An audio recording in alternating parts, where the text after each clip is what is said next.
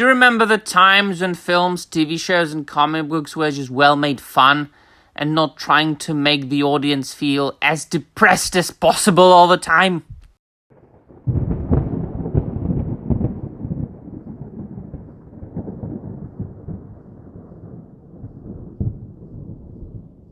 Where's hi everybody, and welcome to another video. It is striking, my dear friends, to realize once again and again and again that most of the things, about 99% of all the, as they call it, content coming out of Hollywood is just badly made, depressing stuff.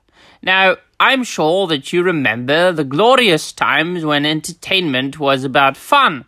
And it didn't always have to be just mindless, happy, sunny, kumbaya fun. Sometimes it was serious, sometimes it was grim and dark, and sometimes it was action-filled, sometimes it was bright and funny. But always, it was fun and entertaining because the creators were trying to entertain the audience, grasp their attention, and keep them in the seats. Whether we are talking about films and TV shows, or literature, or music for that matter.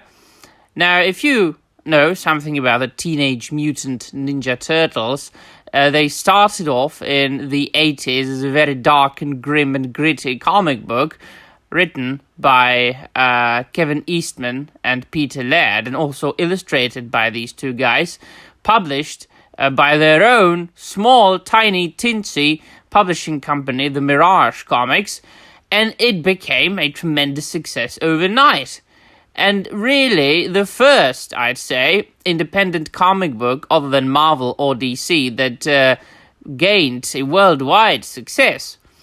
And then, of course, it spawned many interpretations on screen, be it a TV show, the animated TV show from the 1980s, or then the subsequent film from the 1990s, and then the sequels, so on and so forth, and then the rights went for a bit to Image, and it went back to Mirage, I think, and then at the beginning of the 2000s, or in the middle somewhere, it went to IDW.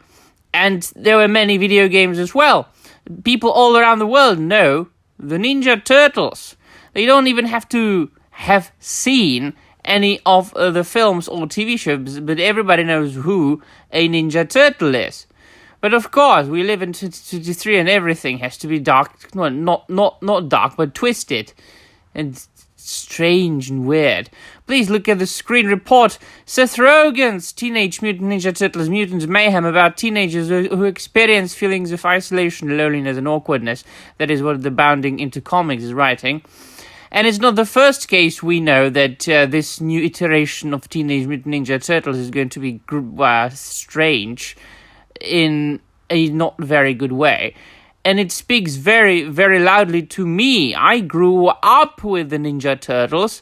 I was watching the 80s TV shows, or the TV show, and the 90s movies all throughout my childhood. And then later I discovered the best iteration of the Teenage Mutant Ninja Turtles there is.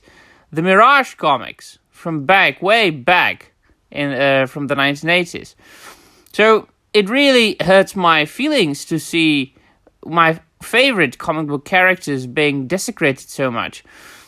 And apparently, they are also going to make the Splinter, Master Splinter, a human-hating bigot. Now, if you know something about Master Splinter, in most of the iterations, he was a wise and empathetic master who was able to make friends with April O'Neil pretty quickly.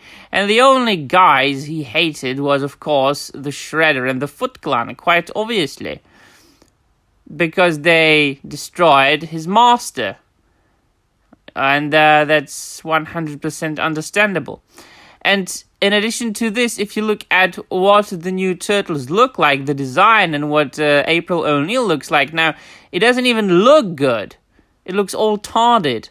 So, let us dive into the article and find out what bad news are we talking about now. A new report details that the upcoming animated Teenage Mutant Ninja Turtles Mutant Mayhem film from producer Seth Rogen is about teenagers who experience feelings of isolation, loneliness, and awkwardness.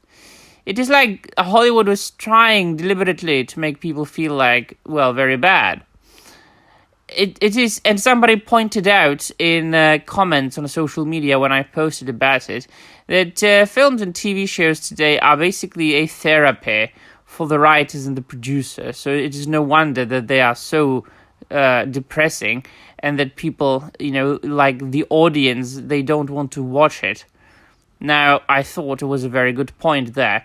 But the article continues. The report comes from Variety's Karen Idelson in an article mainly discussing the film's art style. However, buried in the article, Idelson details this emotionally authentic style of animation fell in line with the story they wanted to tell with TMNT, a coming-of-age origin story about teenagers who experience feelings of isolation, loneliness, and awkwardness as they try to find themselves, plus they're mutants and turtles. Awesome. She then went on to cite the film's writer and director Jeff Rowe, who commented on why they chose to have real teenagers voice the turtles. He said, "Being a teenager is inherently an emotional, confusing, lonely time in your life. There's so much feeling in making sense characters real teenagers, and we committed to having them voiced by teenagers." Yes, it is very true that this period in life is very emotional, but, what period isn't? But I know what you mean. So instead of, trying to make them forget about it and escape from reality, enjoy a little bit of the good old escapism, no, you will be reminding them of how shitty their lives are. And the article continues. In a feature promoting the film, Seth Rogen went to elaborate why he wanted to put the focus on the teenagers claiming their age was the most unexplored part of the franchise. He said, "I grew up watching the Teenage Mutant Ninja Turtles, and the teenage part was always the most underexplored part. I always thought that it would be really interesting to explore them in that way, especially because from my understanding, every version of them has been performed by adults."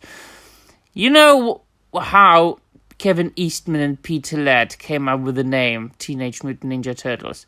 Because it sounded funny to them. It sounded cool to them.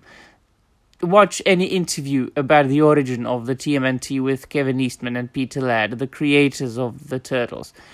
There is nothing behind it, nothing deeper. You don't have to go into deep philosophical, metaphysical reason behind the word teenage there. Within 15 seconds of watching the movie, the audience is like, "They're teenage boys," Rogen declared. This is not really what I want from Teenage Mutant Ninja Turtles. What I want from Teenage Mutant Ninja Turtles is watching mutated turtles being badass ninjas. That's all I need. That's all I want.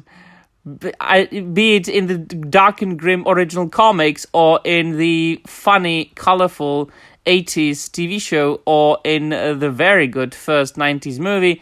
All I want is to see mutated ninjas who are turtles. Is all, my friend.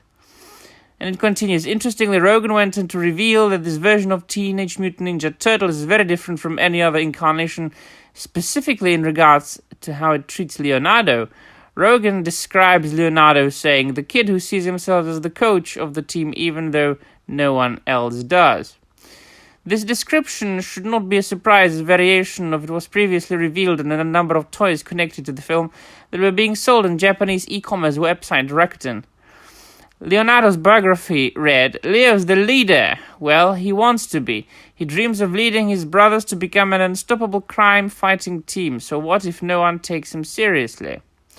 Rogen's description of Leonardo also follows in the wake of a clip from the film depicting Master Splinter, as I said, as an anti-human bigot.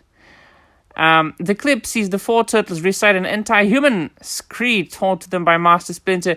"Humans are the demon scum of the earth. Avoid them. Don't say hi. They lust to murder that which is different from them. To interact with them is to die." This is not a very good message taught to the turtles by, Master Splinter. Leonardo, but This actually goes well in line with the word ninja, more like teenage or mutant.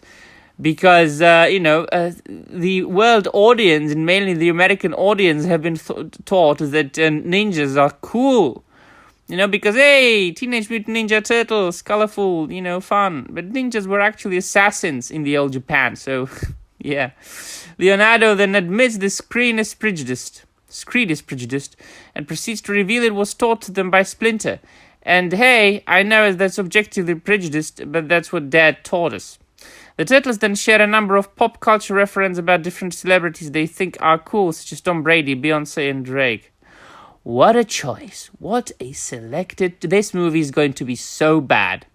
Leonardo adds, look, we all think humans are cool, but we got a job to do. Yeah, to murder them?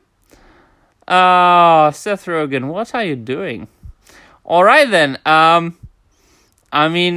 Jesus. This is going to be so bad. I might actually want to see it and review it for you, because in this case, I will say it. I hate saying it, but I will say it. I will watch it so you don't have to, because nobody should watch this crap. Alright then, let me know in the comments down below what you think. That'll be all. Thank you very much for watching, and I'm out of here.